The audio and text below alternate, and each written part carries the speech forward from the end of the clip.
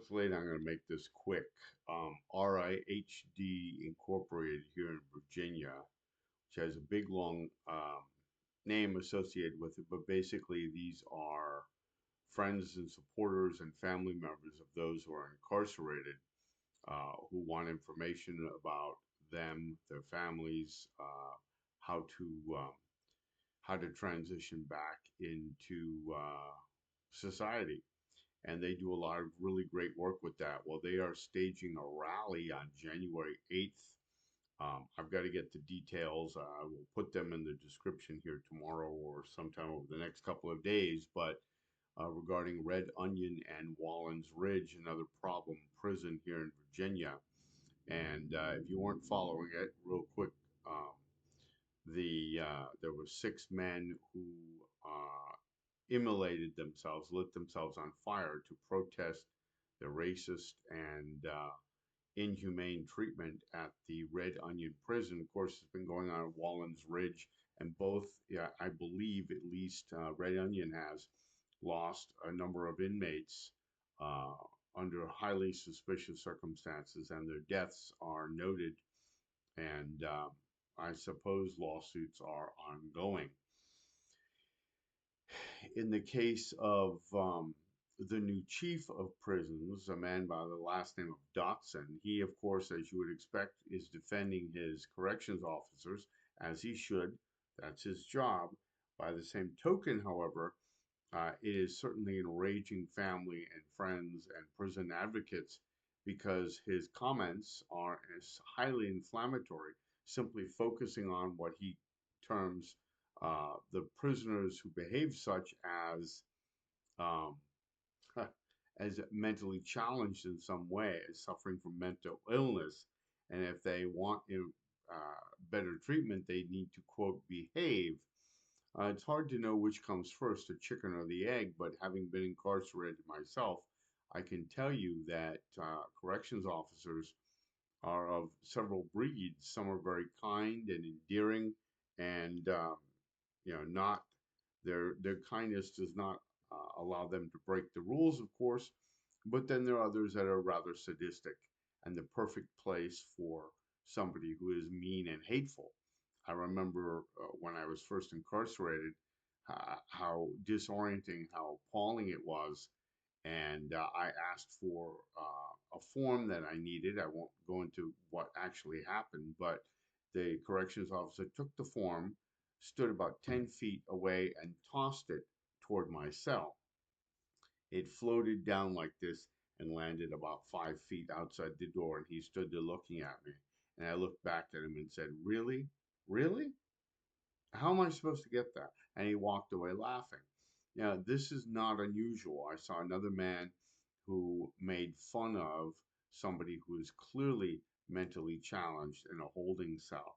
And this person was not doing well. This is not a place for somebody who is autistic, somebody who is mentally challenged, not the place for them. And he was making fun of the person. I said something to him, and he insulted me and then threatened me. And I told him, "My daughter is autistic and I will be out of here in a matter of months. And believe me, I will remember your name.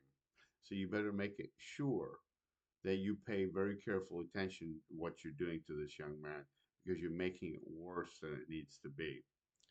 And he sort of harumphed and walked away. But, I can believe very easily that this is actually happening there. So I'm going to put the description down here in probably sometime tomorrow. It's very late here. I need to get to bed, but I wanted to put that out there for you.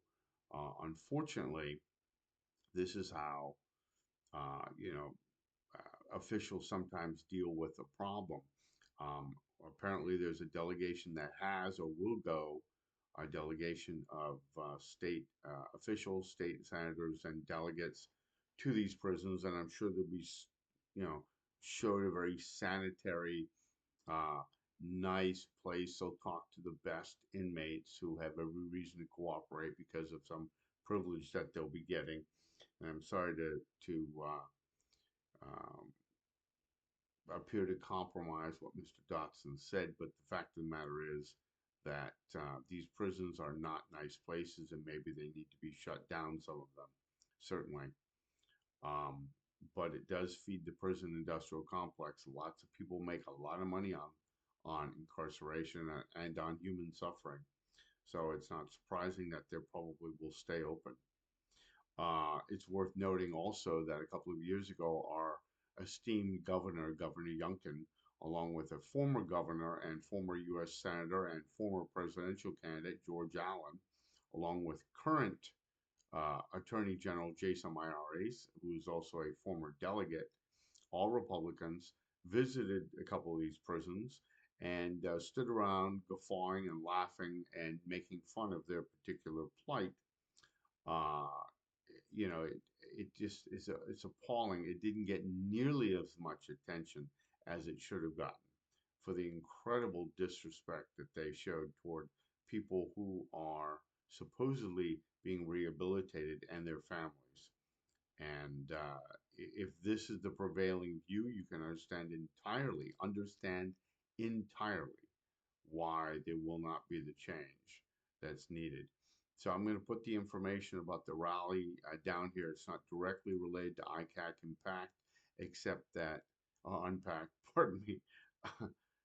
But what it's going to do is demonstrate the real problems with people who have authority and how they abuse and misuse those uh, emblems of power for their own ends. This is ICAC Unpacked under Norman Michael Asian on the 26th day of December 2024. Have a good day.